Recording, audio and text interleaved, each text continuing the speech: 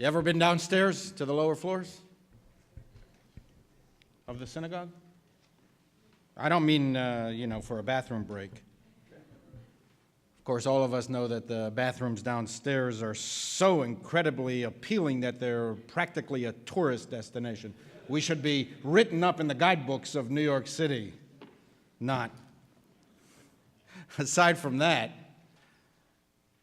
and aside from, perhaps attending a social program downstairs, or tonight, our Champagne Shabbat special oneg, do you take the time to go downstairs? Because if you did, you would see one of the most inspiring views of New York City. We associate basements with not too much going on. We often store or hide things there. Basements tend to be dark and a bit scary. But if you took the time to go downstairs, you would see the light of human kindness and the spark of the divine. You would feel not foreboding but forgiving. We have a shelter downstairs. 5 nights a week, 8 to 10 homeless men are hosted by us.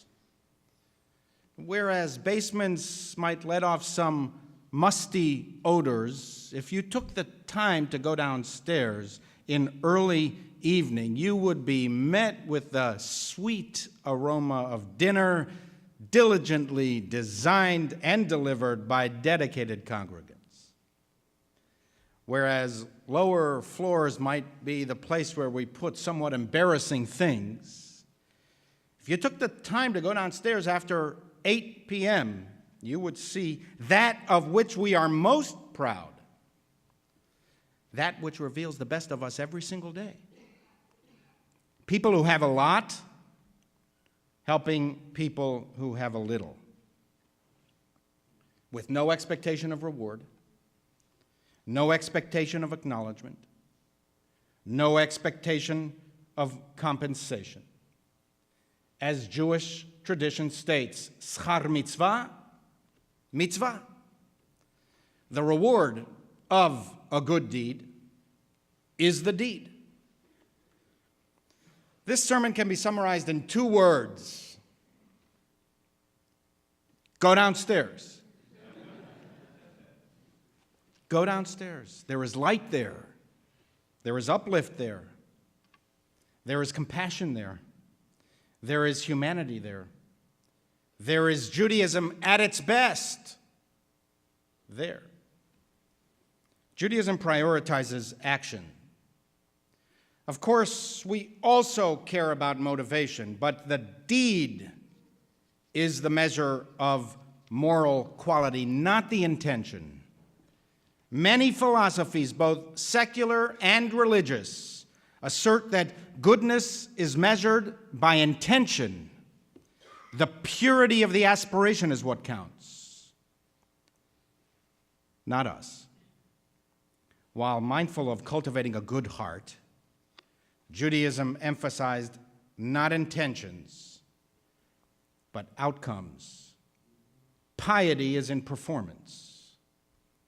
Moral values must be implemented, not only contemplated. How do we become moral agents? Reading, writing, thinking, and praying are, of course, important. But for Judaism, more than anything else, moral habits lead to awareness. We do moral acts. We do them constantly, over and over again. It is repetition more than reflection that grounds us morally. If we get out of the habit of doing moral deeds, we lose our moral edge, as we would lose our competitive edge if we neglected our physical training. And the added benefit is that if we are constantly doing good deeds, if our days are filled with mitzvahs, we have less time to do bad deeds. We will not disappoint ourselves so often because we will not even have the time to stray. And so, if you want to be a good Jew, go downstairs. Go down and cook. Or just go down and attend to people who hunger for attention and connection. Go down to spend a few moments with your fellow human beings who need a bit of tender, loving care. And if you want to be good parents, go downstairs and go downstairs with your children. If you want your children to be good Jews and good human beings, they should go downstairs early and often, develop in them the habit of doing good deeds. This is the truest measure of religious piety. It's not about outward demonstrations of religiosity. It's not about how many times you pray. It's not about how often you fast. The prophet Isaiah had something to say about that 2,500 years ago. We read his passage on Yom Kippur, the highest of the high holy days, a day devoted exclusively to sitting in synagogue and praying and fasting. This is what he said. Is this the fast that I want? A day for people to starve their bodies? Do you call that a fast? No, this is the fast I desire, to share your bread and your compassion with the hungry, and to take the poor into your home, to clothe the naked. Then shall your light burst forth, and the presence of God will be with you. The light bursts forth from our lower floors, and you can sense the presence of God down there. When you go downstairs, you will not only give, you will also receive. Our guests have taught us to understand that I am no worthier than he is simply because I have a roof and he does not. If anything, this should cause us to count our blessings and to be brought low in humble recognition of the caprices and the confounding coincidences of life, the whims of chance that somehow passed me by. Our guests have taught us never to take any of the blessings we have in life for granted. Some of them have a job. They work during the day, but do not make enough to afford a roof. Our guests have taught us by word and by example that we all need help. We are who we are because many people helped us along the way.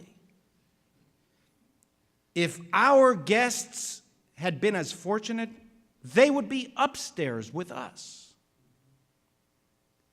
And without the support of loving parents, a close family, good friends, an embracing community, and inspiring teachers, gifts that we did not choose and have no control over, without these, we might be downstairs tonight. Our guests have taught us never to confuse sanctity with sanctimony and righteousness with self-righteousness. There is often a thin line between being religious and being sacrilegious. In our emphasis today on personal meaning, religion is all about how I feel. How have I been moved? Have you inspired me? If it's all about the individual, we run the risk of suffocating the spirit of religion and suppressing its soul. Our guests have taught us that religion is not all about me. Religion is about us. Religion at its best is when it asserts not what separates us, but what binds us together in a common thread of humanity. We are at our best when we preach collective responsibility. We are all created in the image of God, and we are therefore all individually and collectively responsible one for the other. We are at our best when we acknowledge the brokenness of our world and demand its repair. Religion is at its best when it encourages us to love our neighbors as ourselves. We read in the Talmud of a Roman emperor who asked the legendary Rabbi Akiva, "If your God loves the needy, why doesn't he provide for them himself?" Akiva responded, "God, who loves both the rich and the poor, wants one human being to help another and thus to make this world a household of love." Jewish sages considered compassion to be the defining characteristic of a Jew. If someone is compassionate towards others, states the Talmud, you can be sure that she is the descendant of our father Abraham. And if one is not compassionate towards others, you can be sure that she is not a descendant of our father Abraham. The rabbis were not describing an objective reality. There are many Jews who are not compassionate and many non-Jews who are compassionate. The sages were describing an aspiration. The surest sign that Jewish values have been absorbed by a Jew is the degree of that person's compassion for others. Look not to their prayer habits to measure their piety. Look not to their eloquence. Look not to their mastery of Talmudic discourse. Look not to their affluence or success or professional prestige. Look to their compassion. Look to their empathy. Look to their tzedakah. For these are the people who understand most profoundly what life is about and what religion preaches. Religion does not teach us how to avoid tragedy. Religion does not teach us how to avoid suffering, misery, loss, and death. Religion does not teach us how to avoid homelessness or poverty. This is the realm of the self-help masters who are convinced that they have found the Emerald City and point us to the yellow brick road of unadulterated happiness where all our wishes come true. Religion is content to leave this wonderful world to the wizards of the happiness industry, pulling our emotional levers from behind the emerald curtains. Religion teaches us not how to avoid tragedy, but how to respond to tragedy. Religion teaches us not how to avoid suffering, misery, loss, and death, but how to respond to suffering, misery, loss, and death. Religion teaches us not how to avoid homelessness and poverty, but how to respond to homelessness and poverty.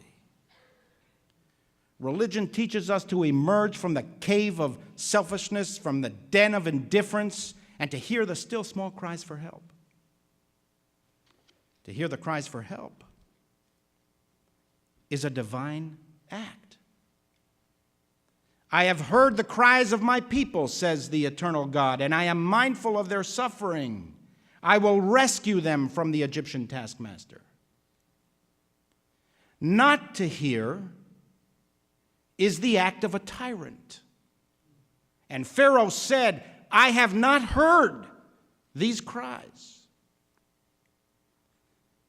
Open your ears and then go downstairs. Go down from the darkness of self-absorption into the sunlight of human compassion. Give some hope to those who need hope. They too are God's creatures. They too contain the spark of the divine. Being Jewish means not only offering the comfort of a sanctuary for those who want it, but providing a sanctuary of comfort to those who need it. Go downstairs so that you can rise. Go downstairs so that you can help others to rise. I'm not going to single out any of our many volunteers. They stand on the shoulders of so many others in the 3+ decades of the existence of our shelter. These morally gifted people are uncomfortable with the attention. It's part and parcel of their moral excellence. They have no ulterior motive. They simply feel the inner compulsion to do God's work. But I do want you to contact our co-chairs, Lance and Jamie Leaner. You can speak with them after the service, or we will send you their contact information. Ask them whatever you want, but most importantly, tell them when you're going downstairs. We read in the Parsha of the week, Mishpatim, the following verse. You shall not wrong a stranger, for you were once strangers in the land of Egypt. You shall not ill-treat any widow or orphan. Let the needy among your people eat. In interpreting this verse, a Maggid, a village preacher, once spoke of a little girl who was sent by her mother on an errand. The girl was gone longer than the mother expected. When she finally returned, the mother asked for an explanation. "Oh," she replied, "I met a girl on the way, and her doll was broken. So I stopped to help her." "You mean you helped her fix the doll?" asked the mother. "No, Mother, I don't know how to fix dolls. I stopped to help her cry." Stop what you're doing for a moment, an evening or several evenings during the year. Go downstairs and help people cry.